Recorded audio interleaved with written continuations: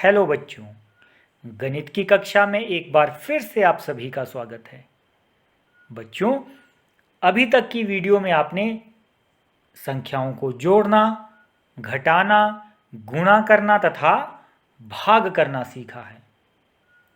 आज की वीडियो में हम मुद्रा या मनी के बारे में बात करेंगे।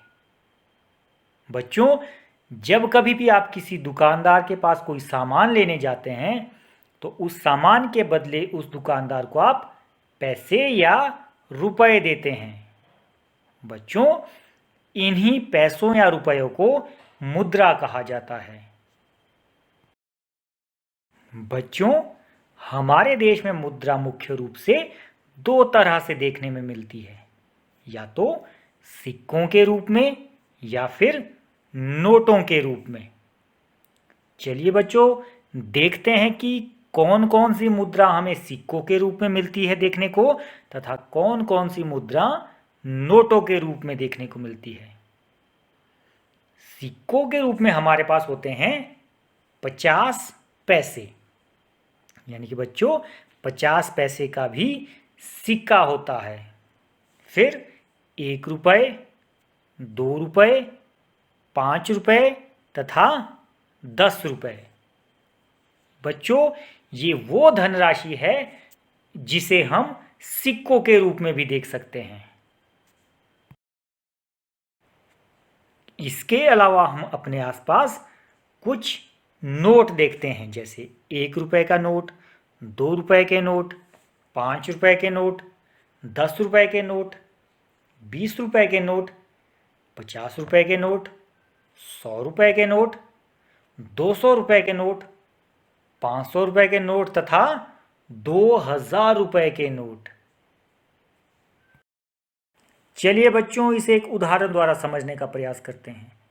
सीमा ने अपने पिगी बैंक को तोड़ा, जिसे तोड़कर उसे कुछ सिक्के तथा कुछ नोट प्राप्त हुए। नोटों तथा सिक्कों की गिनती के बाद सीमा ने पाया कि उसके पास 1 रुपये के 50 सिक्के हैं, 2 रुपये के 20 सिक्के हैं, 5 रुपये के 10 सिक्के हैं, 10 रुपये के 3 सिक्के हैं, साथ ही 10 रुपये के 8 नोट है और 20 रुपये के 4 नोट है। अब सीमा को समझ नहीं आ रहा कि उसके पास कुल कितनी धनराशि है। बच्चों, क्या आप बता सकते हैं कि सीमा के पास कुल कितनी धनराशि है? चलिए ज्ञात करने का प्रयास करते हैं। सीमा के पास 1 रुपये के 50 सिक्के थे, यानी कि 1 गुना 50, क्योंकि बच्चों प्रत्येक सिक्के का मूल्य 1 रुपये था, इसलिए 50 सिक्कों का मूल्य होगा 50 रुपये। उसके पास 2 रुपये के 20 सिक्के थे, यानी कि बच्चों 2 गुना 20, क्योंकि यहां पर प्रत्येक सिक्के का मान या प्रत्येक सिक्के का मूल्य 2 रुपये है, यानी कि उसके पास होंगे 2 गुना 20 40 रुपये। उसी तरह से उसके पास 5 रुपये के 10 सिक्के थे, यानी कि 5 गुना 10 50 रुपये। 10 रुपये के 3 सिक्के थे, यानी कि 10 गुना 3 30 रुपये। अब बात करते हैं नोटों की। सीमा के पास 10 रुपये के 8 नोट थे, यानी कि 10 गुना 8 बराबर है 80 रुपये। साथ ही उसके पास 20 रुपये के 4 नोट थे, यानी कि 20 गुना 4 80। बच्चों, यदि हम इन सब संख्याओं को जोड़ेंगे तो हमें ज्ञात होगा कि सीमा के पिगी बैंक में कितने रुपए थे। तो बच्चों, यदि हम करेंगे 50 जमा 40 जमा 50 जमा 30 जमा 80 जमा 80, तो हमारे पास कुल योग होगा 330।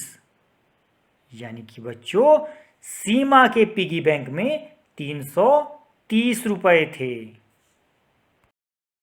चलिए बच्चों एक और उदाहरण लेते हैं। बिट्टू दुकानदार के पास एक पेन लेने गया। पेन लेकर उसने दुकानदार को 100 रुपए दिए, जिसके बाद दुकानदार ने उसे कुछ नोट तथा सिक्के वापस किए, जिनमें एक नोट 50 रुपए का, 2 नोट 10 रुपए के तथा एक सिक्का 5 रुपए का था। बच्चों क्या आप बता सकते हैं कि दुकानदार ने बिट्टू को कितने रुपए वापस किए? चलिए बच्चों समझने का प्रयास करते हैं। दुकानदार ने बिट्टू को दिया 50 रुपए का एक नोट, यानी कि 50 गुना 1 यानी कि 50।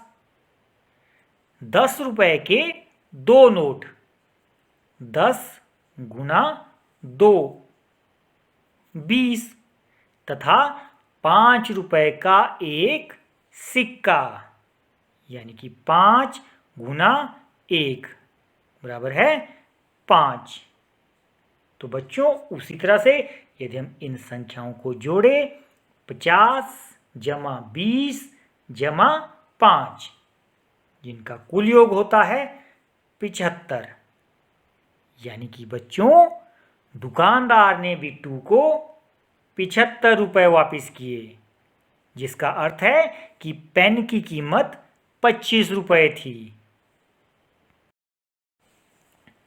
बच्चों अपने दैनिक जीवन से कुछ इसी तरह के उदाहरणों को लीजिए तथा उन्हें हल करने का प्रयास कीजिए।